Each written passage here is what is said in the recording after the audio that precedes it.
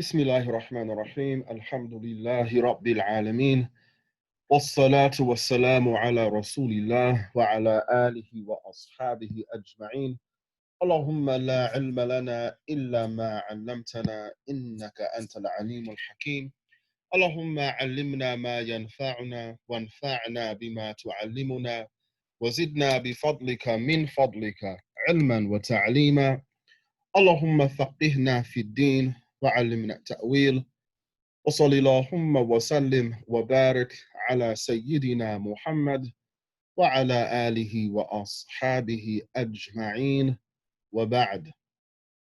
So we're now getting into, alhamdulillah, the third lesson.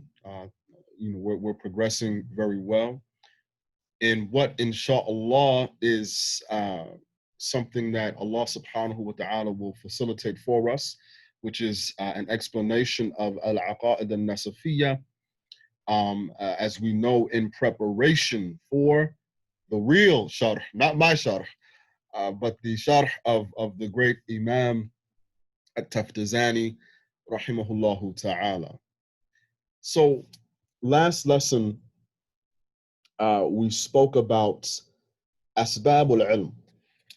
And it's very important to understand that the way that the Shaykh, rahimahullah, presents the information, presents the knowledge, is structured so that, as we mentioned in the first lesson, nothing is taken for granted. So on the first lesson, we addressed as-Sufista'iyah, the sophists. And what's the issue with the sophists? It's that in one way or another, they don't perceive, or at least don't admit to perceiving, reality as it is. And that's an important foundation to lay, because if we don't have a common reality, a common frame of reference that is reality, which we are basing our discussions with non-Muslims on, then there's no way that we can progress from one point to another, right? And I hope that that fact is appreciated, because when we get into the Sharh of Taftazani, inshallah, it's something that we're going to elaborate on a lot more. But then after that, as we said, asbab al-ilm, the means of knowledge. Now, why is that important? We mentioned last week that we do, in fact, exist within a reality, and things are real, and the reality of those things is something that we can know, something that we can verify. So that presumes that there's a means of knowledge. There's a tool by which we interface with this reality, or these realities of things. All right, so the Sheikh gives us the means of knowledge in order to further develop the idea, or ideas, plural, that are going to lead us ultimately to the affirmation of Allah subhanahu wa ta'ala and his tawheed, along with his attributes, and also the truthfulness of the prophets. So philosophically speaking, the way that the text is structured, the way that the issues are presented, has a very strong and thorough philosophical basis. And by philosophical, I mean rational basis that is used to frame revelation, right? And that's extremely important, and we'll get into the details of that at a later time, inshallah. So now we are at a point where we're going to examine the world. So we acknowledge and affirm reality and the realities of things. We understand the means of knowledge. And now, with that, we're going to look at the nature of the world, all right? The nature of the world, meaning the structures and behaviors that we can naturally observe, that we naturally have access to by means of what? By means of the knowledge that we spoke about previously. All right. So how is it that the Shaykh, rahimahullah, wa nafa'ana bi ulumihi, presents the world? And this is very important. So the Shaykh, he begins and he says, وَالْعَالَمُ بِجَمِيعِ أَجْزَائِهِ مُحْدَثٌ. وَالْعَالَمُ بِجَمِيعِ أَجْزَائِهِ مُحْدَثٌ. And if you would give me one moment so I can share my screen here. And I'm going to be sending this once the text is complete, inshallah, the Arabic along with the translation. Okay, so here we go. So the Sheikh says, وَالْعَالَمُ بِجَمِيعِ أَجْزَائِهِ مُحْدَثٌ. The world with all of its parts is made to occur. Muhdath. For it is objects and properties. So when the Sheikh, he says al-alam, if you notice, it comes from the same root letters as al-ilm. So what is al-alam? How is it that the ulama define that? It's ma siwa Allahi ta'ala min al-mawjudat. It's whatever exists that is other than Allah. That is al-alam. So that's a reference to what we call the universe. If you lean toward the theory that there's a multiverse, then that includes the multiverse, all right? If you want to take it there, it includes other dimensions, all right? It presuming that they exist, just as a possibility, right? It includes the unseen, the ghaib, and anything that you can think of that actually exists and we know about, actually exist and we don't know about, and can exist theoretically, but we haven't been able to verify it, all right? Everything that exists besides Allah, that is al-alam. And the reason why you see that same root in the structure of the word, because it comes from what? مِمَّا يُعْلَمُ بِهِ الصَّانِعُ. So an alam in Arabic, or without the alif, it's something that signifies something else, something through which something else can be known.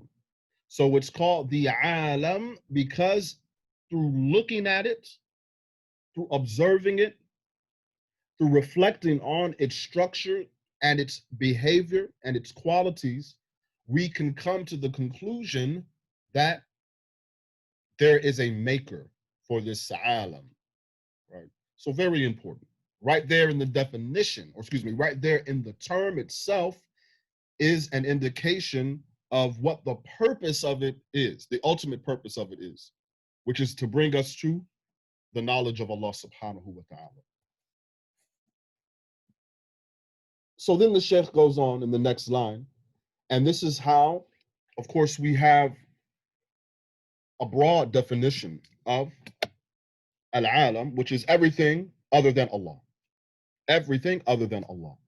But we can narrow that down and be more specific in terms of what we have actually observed using those means of knowledge. So here we have a definition of the alam, which is expressing what? It's expressing what it is that we can see, and there's no other there's no other phenomenon in the universe or in the alam that we know of. So the Sheikh says what? So this is something of a second definition of the alam. فَالْعِيَانُ مَا لَهُ قِيَامٌ بِذَاتِهِ وهو إما مركب وهو الجسم أو غير مركب كالجوهر وهو الجزء الذي لا يتجزأ. And I'm just going to go ahead and read the next line in Arabic. والعرض ما لا يقوم بذاته ويحدث في الأجسام والجواهر كالألوان والأكوان والطعوم والروائح. So here, as we said, if we pay attention, the Sheikh is offering us this view of the world. What is the world? All right, we said that it's everything besides Allah, but what does it consist of? A'yan, which is the plural of ayn, and a'rad, which is the plural of arad, as you can see there. All right, and that's it. A'yan and a'rad. This is the world as we know it. So فالأعيان ما له قيام بذاته وهو إما مركب وهو الجسم أو غير مركب كالجوهر وهو الجزء الذي لا يتجزأ. Objects, and that's how I translate ayn, are whatever is self-subsistent. فالأعيان ما له قيام بذاته. Objects are whatever is self-subsistent. And what is it that's meant by al-qiyamu bi-dhatihi, self-subsistence, as it relates to an object in the world? It is yatajazza'u bi-nafsihi, yatahayyazu bi-nafsihi, yatahayyazu bi-nafsihi, غير تابع تحيزه لتحيز شيء آخر. So the idea of al-qiyamu bin nafs as it relates to a created thing, an ayn, an object, is that it has its own tahayyuz. And tahayyuz, what that means is that it possesses a hayyiz. And hayyiz, it's very difficult to translate, but what that means is like it's a self-contained entity. It has a, for lack of a better translation, a surface area. All right. So if I were to, and let me stop my screen share here so you can see. If I were to extend my hands, all right, you guys can see my hands here, where my skin meets the air, all right, where my skin meets the air, this is my hayyiz.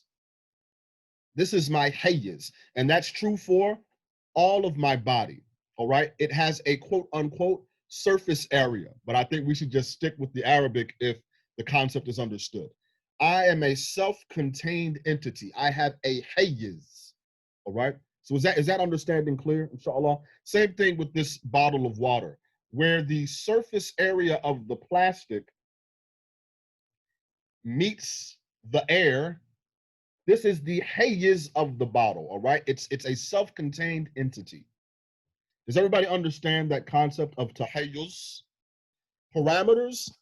Yes, you can say that. But again, it's a loose translation. But yes, that's the idea, all right? The limit of one's extension into reality, all right? It's related to spatiality, all right? So is that clear, inshallah? So the ayn is something which possesses a hayyiz, all right? Now, an important thing to mention, and I don't want to get too far on this because it's sort of a different subject, but it's related to the idea of al-qiyamu bin nafs, or al-qiyamu bi nafsihi.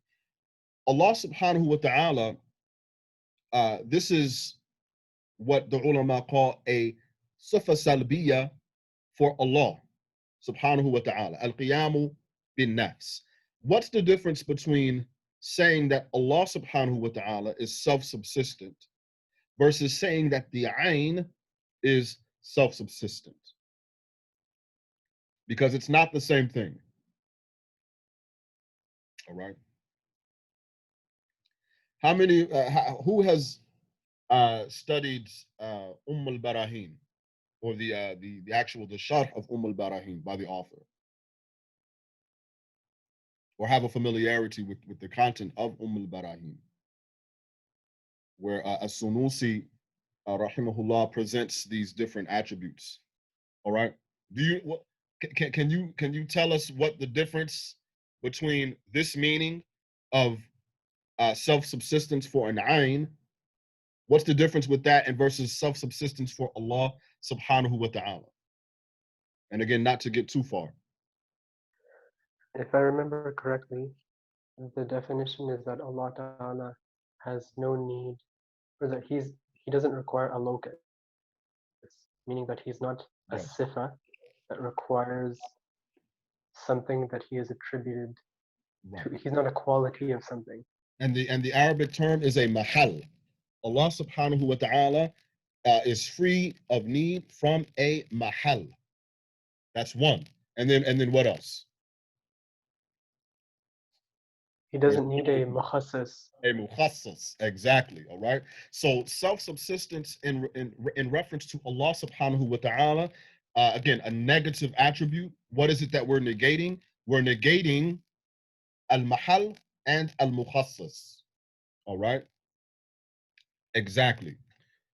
But when it comes to the ayn, al-qiyamu bi nafsihi is in reference to what? It's in reference to that it doesn't require something that's similar to the same meaning, but what?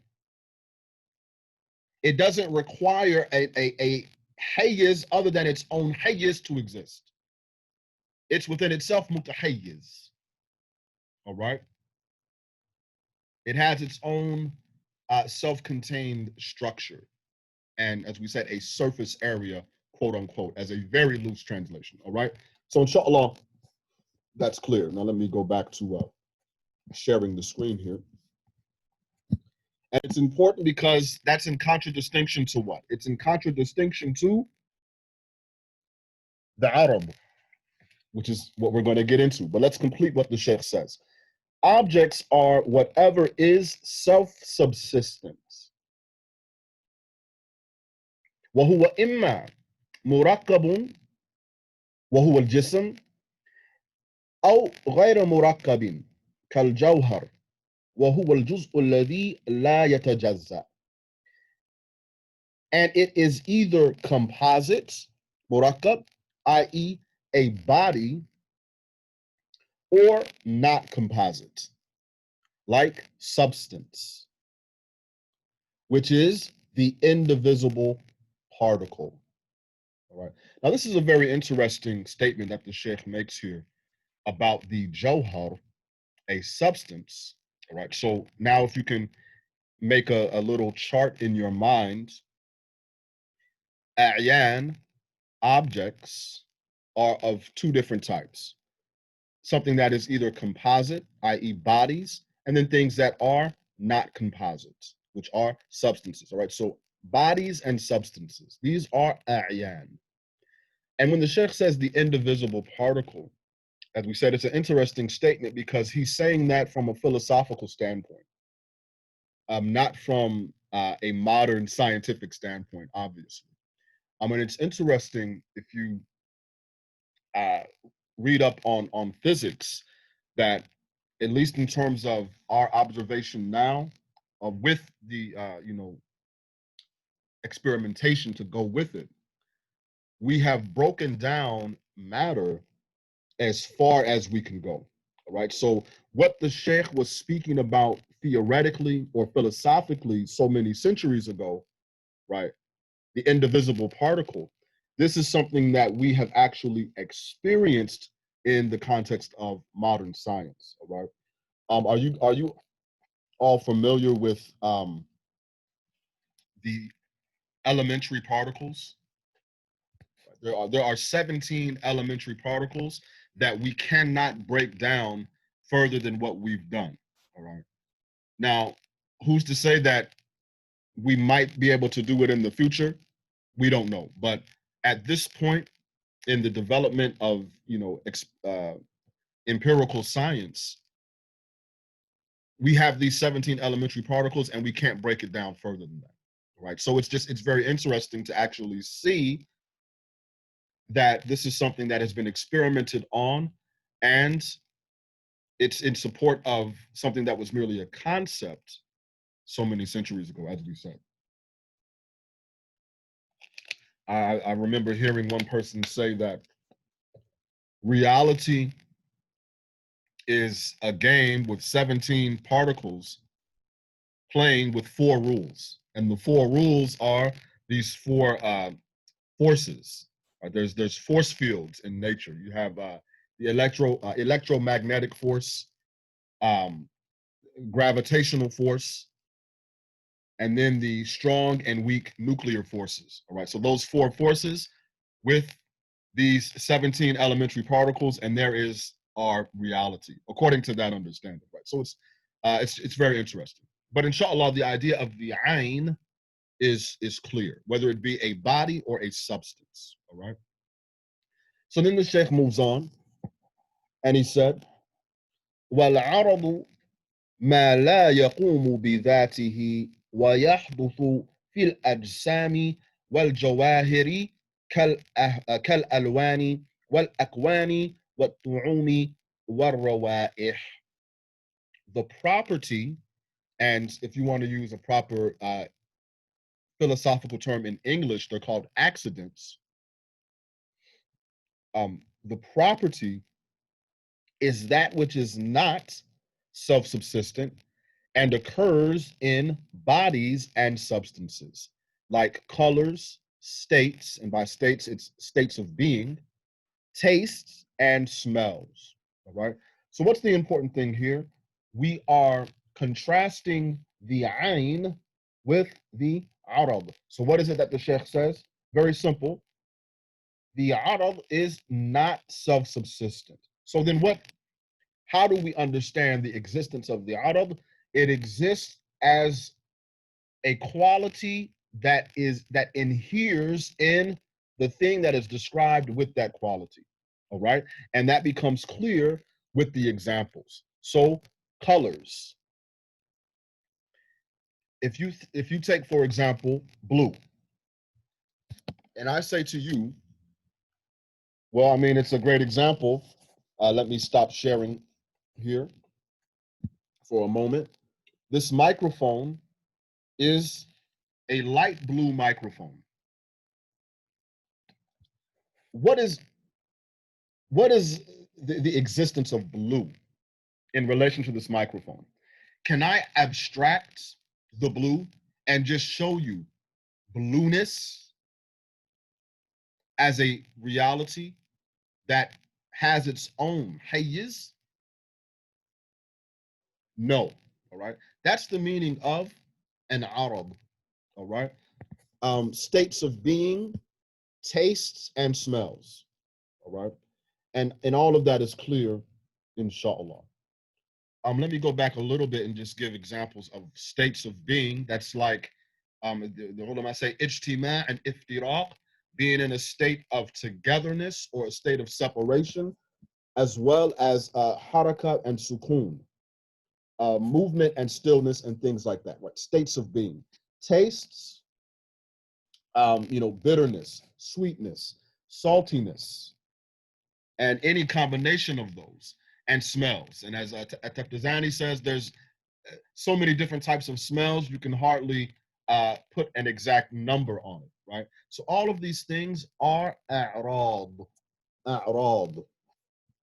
And if you understand the meaning of ayn as something which is self-subsistent, possessing its own hayyiz, then it's easy to understand the contrary meaning, which is the arad, which does not have its own hayyiz, but is something that is inherent within another object. All right, or within an object, excuse me. And then, and this is a huge statement, what does the Sheikh say? والمحدث للعالم هو الله. والمحدث للعالم هو الله. So when the Sheikh uses that term, al-muhdith, we have to put that in relation to what was said in the first line that we read today, which is وَالْعَالَمُ بِجَمِيعِ أَجْزَائِهِ مُحْدَث, with a fatha on the dal. All right? Brought into existence, made to occur. What does that mean? It means that it came from a state of adam, of non-existence, of nothingness, into a state of wujud, into a state of existence. All right? To put it even more simply, sabqul adam. Sabqul adam. All right? It is something that was previously non-existent. Sabqul adam. And then ujad. It was brought into existence. All right? So this argument actually, even though it leads us to understand and affirm the existence of Allah subhanahu wa ta'ala, that was not its original purpose. The reason why the mutakallimun went to great detail and great length in affirming and explaining this argument of what's called huduth al-alam, the occurrence of the world, was actually in refutation of Aristotelian philosophers who believed that the world is qadim, that it is eternal, not hadith, not something that is an occurrence. Yet, these same Aristotelian philosophers affirm the existence of a creator. Right? Aristotle was not an atheist. Ibn Sina was not an atheist. Right? Many of the ancient Greek philosophers and those after them uh, affirm the existence of a creator, a muhdith. So, what is the argument that they used in order to rationally justify and affirm the existence of a creator, of a muhdith, as the Sheikh says, rahimahullah, while at the same time having this understanding that the world is qadim? The philosophers based their argument on al-imkan, al-imkan, the possibility of the world is what necessitates the existence of Allah subhanahu wa ta'ala, and not the huduth of the world. All right. Even though traditionally, especially when you look at the early mutakallimun, the argument that was relied upon was huduth al-alam, and then establishing the dalil of huduth al-alam. All right. And that leads us to the fact that Allah subhanahu wa ta'ala is the muhdith, and then so on and so forth with tawheed and sifat and whatever comes with that. Now, we're not going to get into that today. We're going to leave a cliffhanger here where we talk about the proofs of the huduth of the alam, and also the proof of the existence of Allah subhanahu wa ta'ala. But what I want to leave with you, just to kind of whet our appetites, is the ulama are historically and contemporarily some of the greatest minds that humanity has produced, great intellects. And our tradition is self-critical and self-correcting. And that's a beautiful thing. So if you look at some of the later mutakallimun, in their dialogues and debates with some of the falasifa, the philosophers, you'll find that the proof of huduth al-alam was criticized. And the later mutakallimun would say rightfully so. If you think back again for those of us that have studied Sharh al-Barahin, especially if you've read some of the Hawashi, particularly the Hashia of at-Dasuqi rahimahullah. There's different approaches that were taken to understand this proof of the existence of Allah and the facts that Allah subhanahu wa ta'ala is the creator. You have al-Huduth, and then you have al-Imkan. And then you also have al-Huduth ma'al imkan, together, all right, being used as a singular proof. And then you have a fourth approach, which is al-Huduth, or excuse me, al-Imkan bi shart al-Huduth. Al-Imkan bi shart al-Huduth. All right. So the reliance is upon both, with the understanding that one is the condition of another. So what you'll find is that the original argument historically is al-Huduth and less of a reliance upon imkan. But what you'll find after dialogue, after criticism, you have a slight twerking of the argument to where what's most reliable to the mutaakhirun, and I would actually agree with this understanding of presenting this argument for the existence of Allah, the creator of al-alam, is that what? You have al-imkan as the basis, bi shart al-huduth, possibility with the condition of occurrence. That is the strongest argument. It's stronger than the argument from huduth by itself, all right? And we are going to see that, inshallah, next lesson, where we get into this argument, and we're going to rely upon al-imkanu bi shart al-huduth, all right? And we'll explain that, what that means, why it's stronger, right? Why it's stronger than just mere imkan or mere huduth. And we're going to open up the discussion on how we know Allah subhanahu wa ta'ala exists, which will of course lead us into his attributes, subhanahu wa ta'ala. So were there any questions or comments? Today, inshallah, was very easy. We just spoke about the components of the world, but everything fits together. I hope it was easy, inshallah. Yes, Sheikh, I had a question. Yes.